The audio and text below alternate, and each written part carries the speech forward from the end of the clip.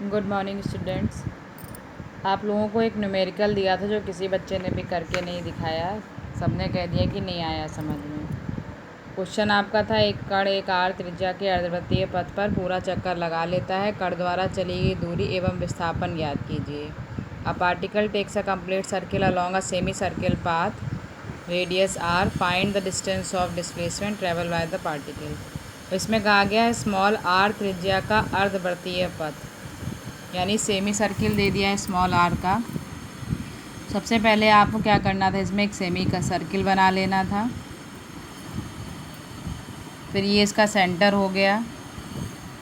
अब सेंटर से मतलब त्रिज्या दिया गया है, रेडियस दिया गया है, तो आपको पता होना चाहिए कि ये इसका रेडियस हो जाता है। और डायमीटर यानी व्यास की बात की जाती है तो ये पूरा इसका व्यास होता है।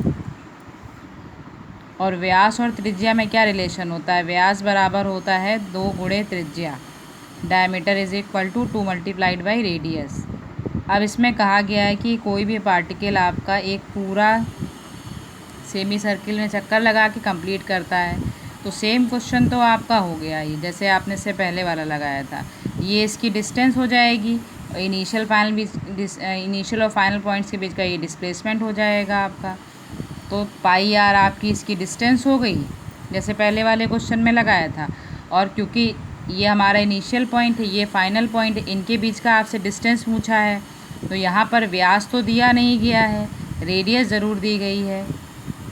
डायमीटर नहीं गिवन है बट रेडियस गिवन है, तो diameter equals to 2 into radius होता है। व्यास बराबर 2 गुणे त्रिज्या हो गया।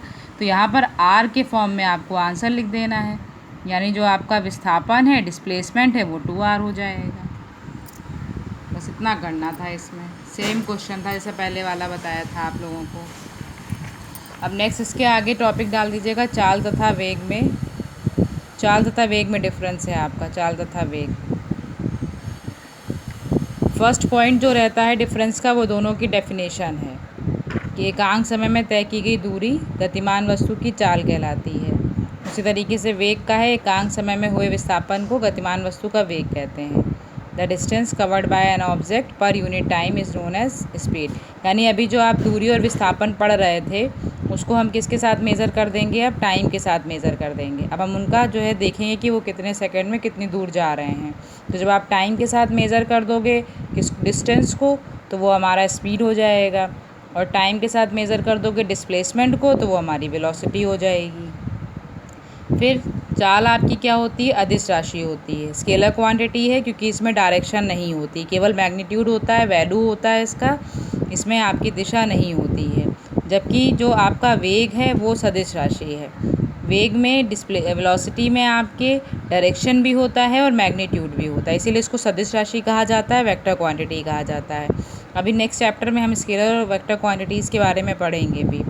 यूनिट की बात करें तो दोनों का यूनिट सेम होता है। स्पीड का और वेलोसिटी का दोनों का यूनिट आपका मीटर पर सेकेंड होता है। और डायमेंशन फार्मूला भी दोनों का सेम होता है, LT की पावर -1 LT की पावर -1। तो इसके आगे इसको नोट कर लीजिएगा, न्यूमेरिकल करके फिर इसको नोट कर लीजिएगा।